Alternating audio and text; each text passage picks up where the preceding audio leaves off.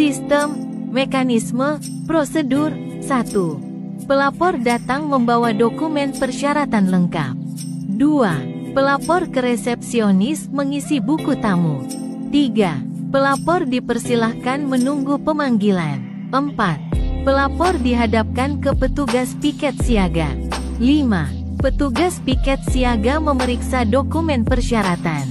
6. Apabila dokumen persyaratan sudah lengkap, petugas piket siaga membuat SKTLK diverifikasi oleh PAUR siaga, selanjutnya ditandatangani oleh Kasiaga. 7. Pelapor menandatangani surat pernyataan pada bagian belakang arsip SKTLK. 8. Petugas piket siaga menyerahkan SKTLK. 9. Pengisian survei kepuasan masyarakat.